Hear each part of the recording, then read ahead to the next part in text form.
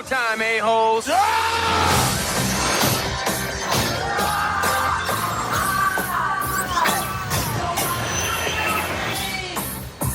Cause you don't look the same the way you did before. Screw you, spaceship!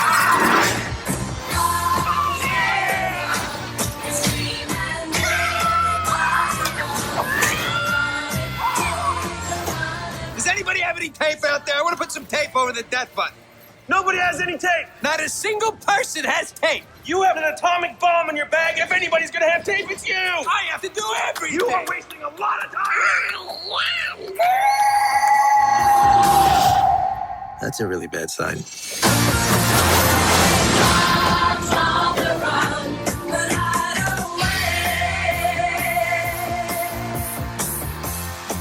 If I touch someone, I can feel their feelings.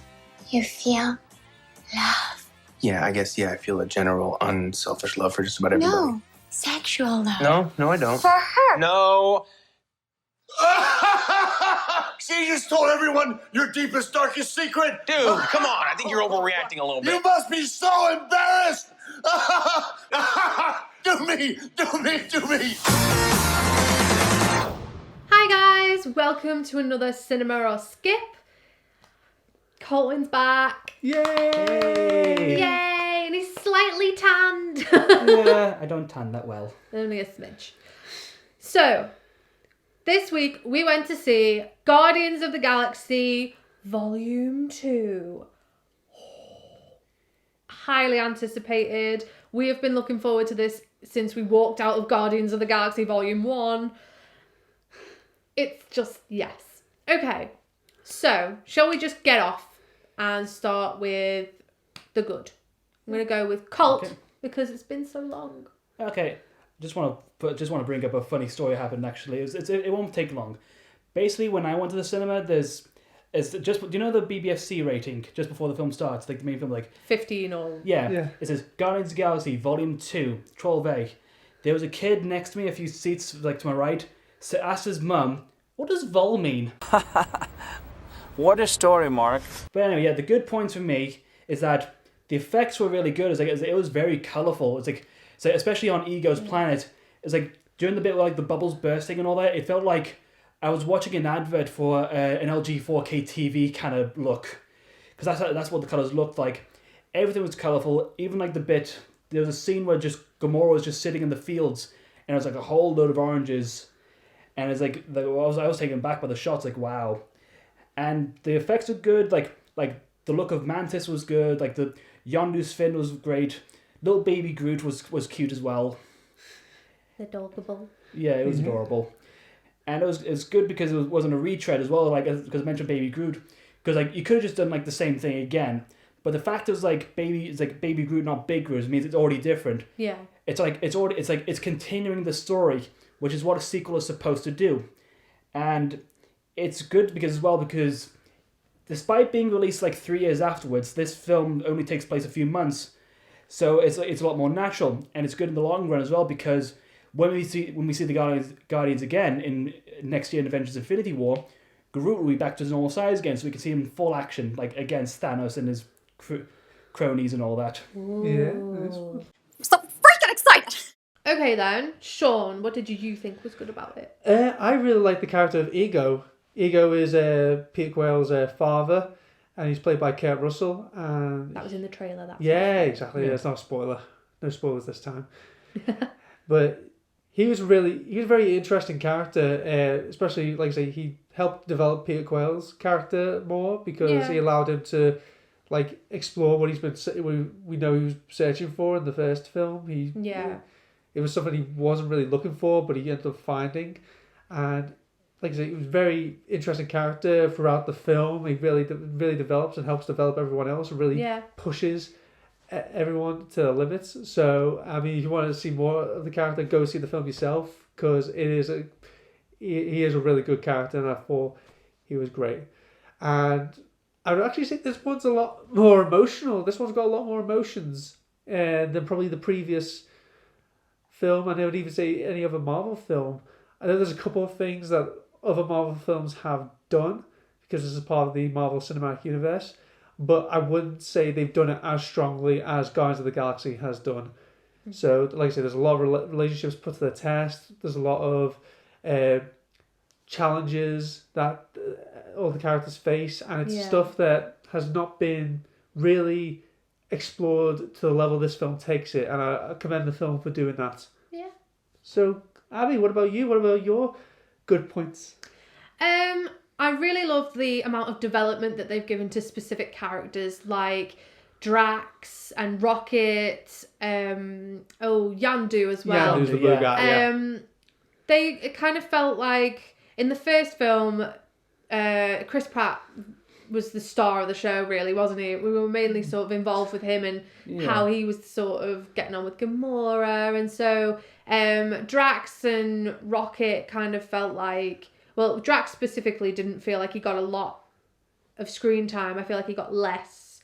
Rocket did get a lot of screen time and was probably one of the best things about the first film. I'd say he is one of the best things about this film as well. Bradley Cooper just does such a friggin' amazing job every single time. He slays it.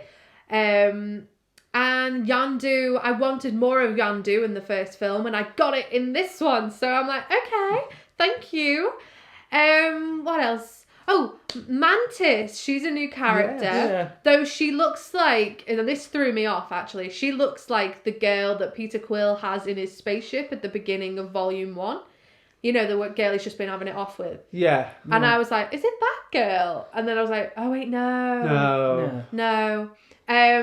She's a completely new character, and she's just really interesting, and I love her powers and, you know, how she interacts with everyone. Then she just brings a light innocence to the group, and it's refreshing. It's kind of like Groot of the first film. She has that sense of innocence in a group of like shady characters, cynical people. She's a breath of fresh air. Yeah, she's adorable. She is. So, what's bad about it? Yeah, indeed. Because they've got to be balanced. Yeah, exactly. Not every film is perfect. There'll always be flaws. The first film had flaws. That's a really bad sign. Colton, what did you think wasn't good about it? What was bad about it? One thing that kind of threw me off a bit was, it's been established, but it's not established who he plays. But Sylvester Stallone's in this film, but I'm not saying who because that's a spoiler in itself. But even though it's Sylvester Stallone, he has a very distinctive voice that I sometimes have trouble understanding. Yeah. And when you give him important plot details, it kind of gets lost on me.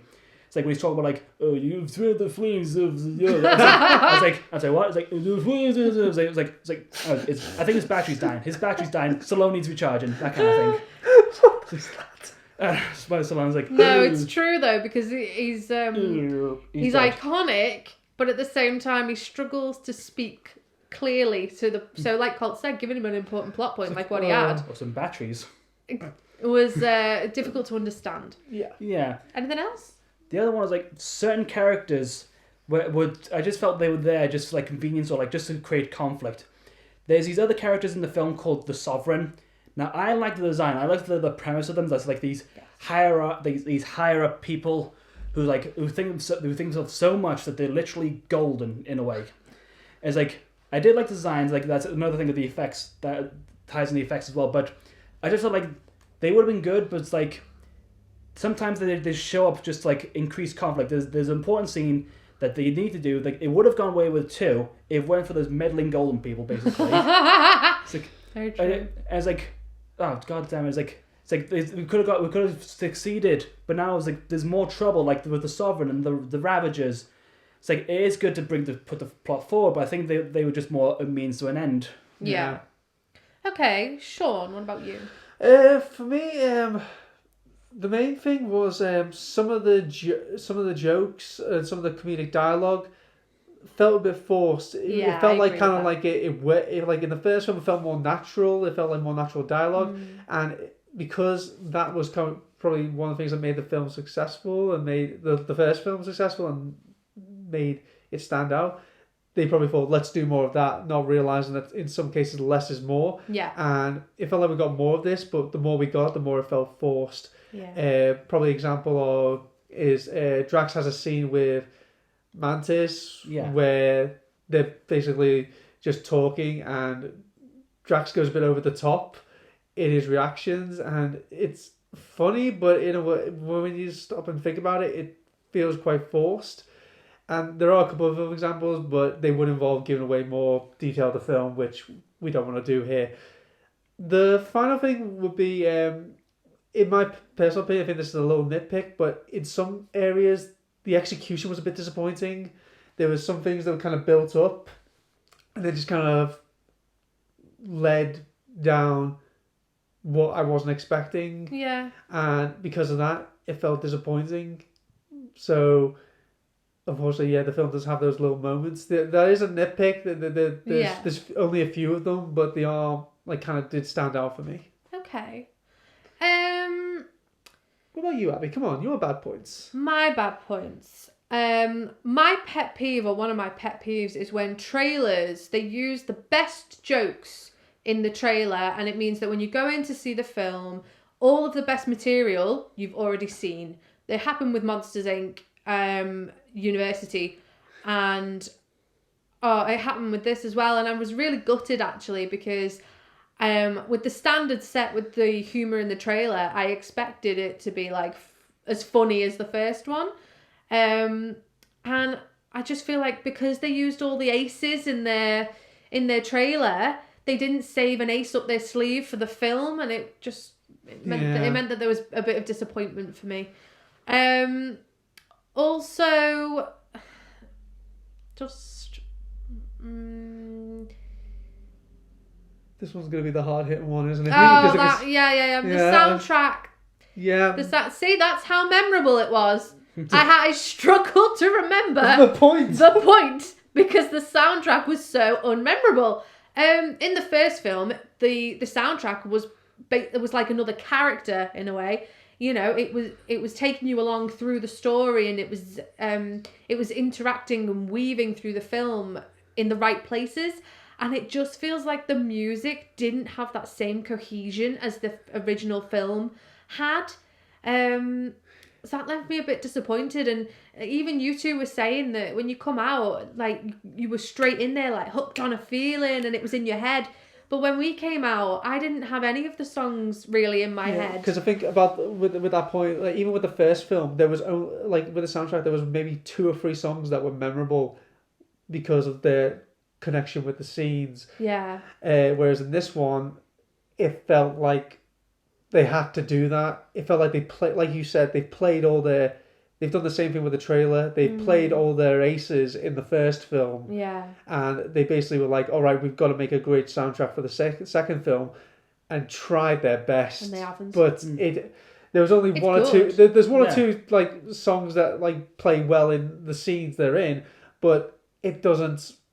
I remember the scene more than I remember the song, whereas in the first film, that you remember the song and the scene, they were in equal territory, whereas now the scene is more important. Is more significant than the soundtrack. So I don't know what they're going to do for hopefully improve. Guardians 3, yeah. Improve. That's all I'm asking. Improve. But Not much to ask, is it? Do a good soundtrack. You managed with one. Yeah. Oh, well. And one of the best songs wasn't even in the film. No, it was in the trailer, wasn't it? That Fox one. Fox on the Run, yeah. But I think it was like a last minute addition anyway, so they couldn't do that anyway. Oh well. What a bunch of a-holes. So, let's ask the question. Boys, cinema or skip? And I'm going to start with Colt. Obviously cinema for me, which is kind of bad because I've said cinema for all my reviews so far, but Colt just likes the cinema. There's a little bit of bias, but no, this film, despite its flaws, is still a good film on its own merit. It's its own standalone films, or standalone sequel at least, as you can still enjoy them. I loved the effects. I loved the cameos. That I was like, even though the bits stuck out more, the bad bits, when I was watching it, I was like blown away by some of the bits in the film. It's like I was like taken back. Some of the jokes, like the bits that made me laugh, did make me chuckle a bit. But even then, it's still a good film to watch. Okay. Sean, same question. Cinema or skip? Cinema for this one, because I feel like this film in some areas pushed some boundaries that other Marvel films haven't done, because I feel like Marvel films have been playing it safe, and I feel this one tried to get out of its comfort zone. It executed some great character developments and great emotional scenes as well. Yeah. Some pretty hard hitting stuff when you go and see the film. And overall, I came out of the film with a smile on my face, and I really enjoyed it. And I look forward to more Guardians of the Galaxy because I think this is probably Marvel's strongest property at the moment. Yeah. Right next to Captain America. So keep going with Guardians of the Galaxy and look forward to next time they're on the big screen. Next year. Next year, yes. Yeah. Don't have to wait too long. Okay. This is going to be cinema for me as well. But I did come out feeling a little bit disappointed, and I think it's because Guardians 1 set such a high standard. And my expectations and the bar was like up here for me. So when I went in and I saw it, and it was okay, and it was good, but it didn't for me meet the level that Guardians 1 set, and it didn't surpass it either. It was just underneath it. And so I think if my advice to anyone, yes, go and see it, but go in and don't expect it to be the same or that same feeling that you had when you left Guardians 1, because like we've mentioned, the soundtrack power isn't there this time. You know, some of the things that you loved about Guardians 1, they're not quite there. So just go in with an open mind, and I'm sure you'll enjoy it. It is an enjoyable film, and I think I will enjoy it more when I've watched it a second time with my expectations in the right place. But it's a really funny film, really just fabulous. So it's worth a go. It's worth a go to the cinema. There you go then. Well then, I think that's it really, isn't it? Yeah, it is indeed. Like us, subscribe. We've got Facebook, Instagram, and Twitter. The Twitter. The Twitter. Yeah, just let us know in the comments if you've seen Guardians, what your feelings and thoughts were. Do you agree with any of the bad points we mentioned? Do you think we're talking out of our bottom? That's a one way to put it. Yes. And let us know. You know what? Would you like some hashtag spoilers? Oh, hashtag spoilers. No. Come on, you. Oh,